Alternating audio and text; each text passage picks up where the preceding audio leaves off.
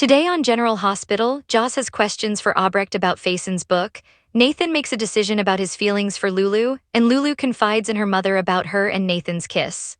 Lulu stops into Bobby's to pick up 2 coffees and runs into Nathan. They chat about being trapped together. He hopes they are still friends and she says they are. However, both admit that avoiding their feelings will be tough. Nina and Albrecht return home from the yoga studio, and Nina informs her aunt that Willow has had Drew shipped back home so she can take care of him. Nina is not a fan of the idea but has to support her daughter the best she can, given that their relationship is still fragile.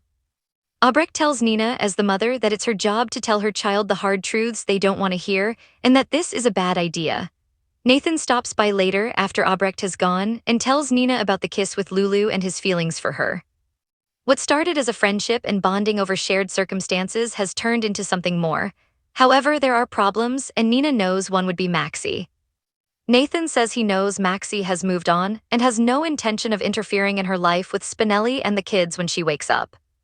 Nina asks if it is possible he's interested in Lulu as a way to feel closer to Maxie, but Nathan insists that isn't the case.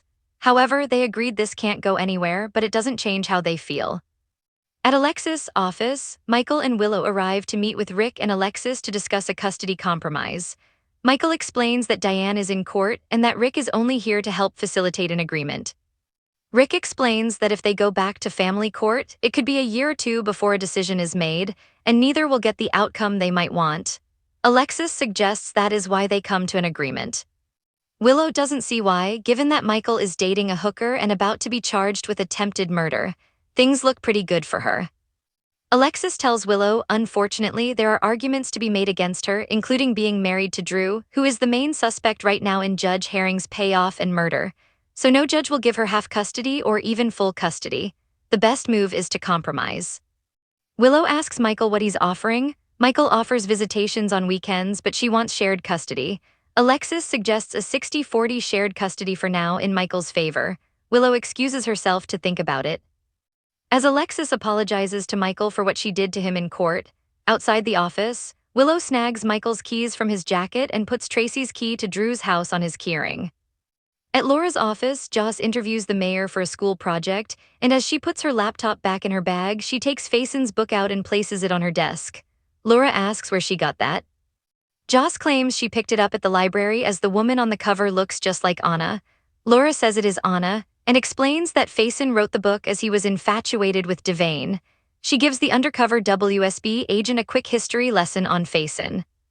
Lulu stops by later to see her mom with the coffees and to get advice regarding Nathan.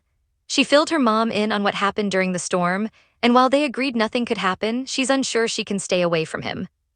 Lulu admits that being with Nathan feels like she'd be betraying Maxie, and it could affect Nathan's relationship with Dante. Jason drops by Sunny's and informs him about the trouble Anna is in and that she's convinced Faison is alive. He then shares even bigger news, informing him that Britt has confirmed that Sidwell and WSB director Cullum are forcing her to work on Faison's final project. Sunny wants Cullum surveilled to learn his routine so they can take him out, as he is responsible for the bombing of his penthouse. Jason says they can't yet. He explains Cullum is holding Britt's meds, so if Cullum dies, so does Britt. Joss heads to Bobby's and spots Albrecht. She flags her down to ask her about the book she's reading and tries to learn more about Faison, including his nasty smoking habit. Albrecht cuts to the chase and asks what she wants. Joss explains she found the book at Windermere, but Albrecht isn't surprised, as Cesar once lived there. Joss explains it has an inscription to his muse and was near a pack of cigarillos. Albrecht notes that Faison's only muse was Anna. In France, Felicia, Mac, and Emma speak with Dr. Laurent outside the room where Anna is being kept. The doctor explains Anna is very fragile and must remain calm. Felica and Mac head in to check on Anna, who begs them to get her out so she can stop Faison. Anna is clearly agitated, and Mac asks her to explain what happened, as the last time they heard she was on a WSB mission. Anna tells them there was never a mission, she was kidnapped. She details everything that happened, including Albrecht treating her blood cancer, Peter's visit, and Faison taunting her over an intercom before appearing to her. Anna goes on to say that she was recently knocked out, tied up, and put in the trunk of a car. She managed to escape, found a farmer, and got him to call the police. When the officer wouldn't listen to her and grabbed her, she instinctively fought back. Now she's in a clinic with Faison out there, so she must stop him. Felicia and Mac go outside to update the doctor and Emma about Anna's claims. Felicia believes Anna's had a break, and Mac asks when they can take her home, but the doctor says she's not going anywhere. The doctor explains Anna still has to resolve the assault charges against her, and right now Anna knows where she is, which grounds her. Emma won't leave until she sees her grandma for herself. When Emma goes in to see her grandmother, Anna freaks out. Anna rattles on that Faison is alive, and Emma can't be here as he'll go after her. Emma is reduced to tears by Anna's state. In Laura's office, Laura tells her daughter that she knows better than anyone that they don't control who they fall for.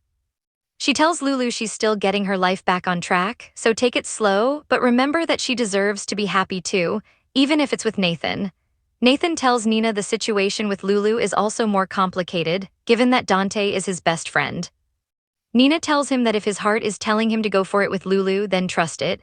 He decides to do that. In Alexis' office, Willow accepts the custody terms suggested by Alexis, so Alexis says she'll draw up the papers. At Sunny's, Jason explains that they need to get their hands on Britt's meds so Britt can reverse engineer them.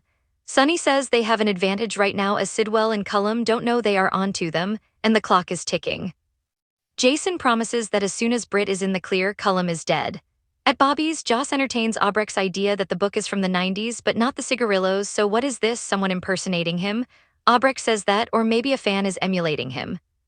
At the French clinic, as Anna becomes unglued over the fact that Emma's being there puts her in danger, Mac, Felicia, the doctor, and a nurse enter. The doctor and the nurse sedate Anna as Mac and Felicia drag a screaming and crying Emma out. On the next General Hospital, Trina worries to Kai about what Willow could be capable of doing next. Plus, Brooklyn asks Chase, "Why won't you let this go?" Check out more spoilers for all soaps for Thursday, February 5.